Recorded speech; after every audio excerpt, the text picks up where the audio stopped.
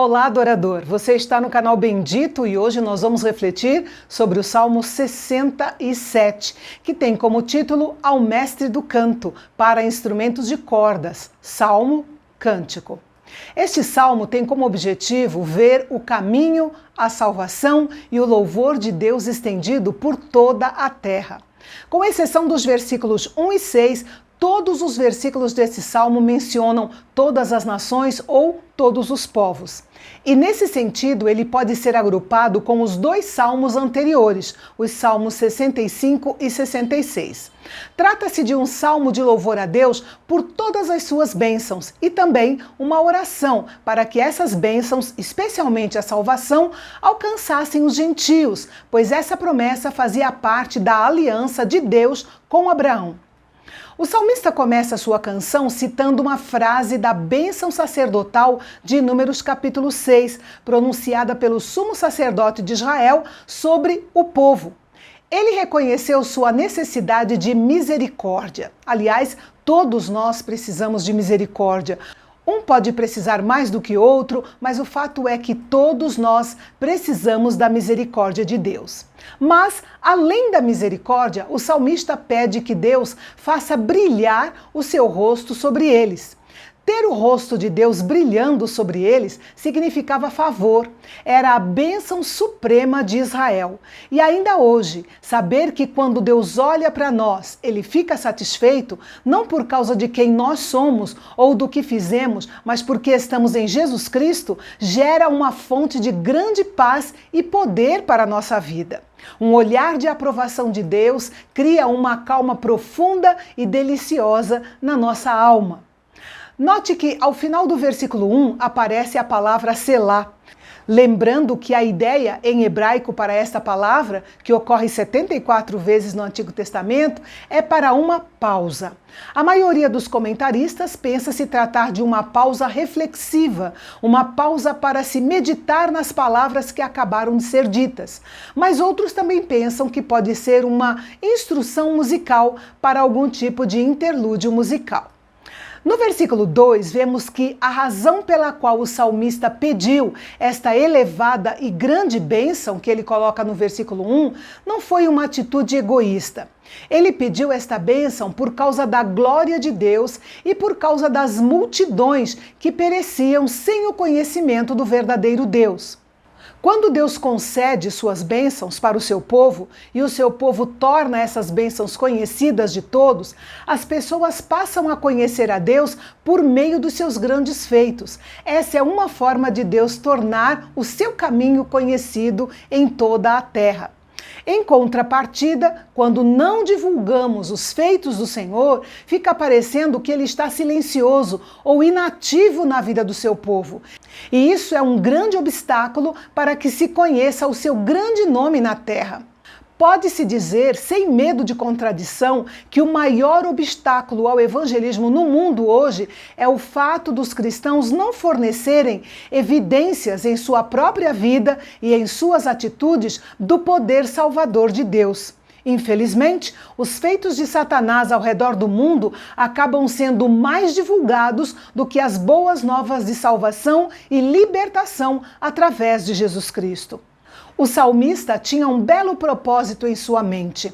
Não apenas em Jerusalém, não apenas na região de Judá, não apenas em todo Israel, não apenas em todo o Oriente Médio, não apenas no seu continente, mas em toda a terra deveria se conhecer a salvação de Deus. E o Senhor quer que nós tenhamos o mesmo coração e a mesma visão do salmista para toda a terra. Louvado seja o Senhor, pois desde a descida do Espírito Santo no dia de Pentecoste, essa antiga oração de Israel vem sendo cumprida de uma forma mais magnífica do que eles jamais poderiam ter imaginado. Notamos que este salmo é, antes de tudo, uma oração a Deus, uma oração de grande visão e ousadia. Quando oramos assim, oramos de acordo com o coração de Deus, que deseja que ninguém pereça, mas que todos cheguem ao arrependimento. Não queremos apenas que a terra conheça o caminho de Deus e a sua salvação. Queremos que todos os povos o louvem. Há algo maravilhoso quando muitas pessoas se unem para louvar a Deus. Nos versículos 4 e 5, temos uma alegre antecipação do reino de Deus na terra. O salmista proclama que as nações devem exultar e se alegrar. Por quê? Porque as nações deveriam estar tão felizes?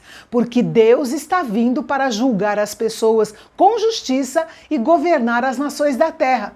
Isso se cumprirá com a volta de Jesus Cristo. Ele virá como Rei dos Reis e Senhor dos Senhores, e nós devemos preparar as nações para esse momento. Devemos estar ainda mais empenhados em trazer as nações ao caminho de Deus, à salvação em Jesus Cristo e ao louvor e à adoração ao seu nome. E aqui mais uma vez aparece a palavra selá, pois isso é digno de reflexão. Deve haver uma conexão entre ser apaixonado pela volta de Jesus e a paixão por espalhar o seu evangelho. A ideia do louvor, no versículo 3, é tão importante que o salmista repetiu no versículo 5. Não são repetições vãs, mas são um refrão digno de ser cantado continuamente. Isso terá um cumprimento final no céu. O apóstolo João teve o privilégio de ter essa visão. Uma multidão incontável, vinda de todas as nações, tribos, povos e línguas, diante do trono de Deus, unidas, louvando o seu grande nome. No versículo 6, o salmista diz que a terra dará o seu fruto. Essa ideia pode estar presente no Salmo porque o cântico foi escrito na época da colheita. A abundância da colheita elevou os pensamentos do salmista para a maior colheita que ainda estava por vir. O fruto surgiria, o propósito designado para a terra seria cumprido.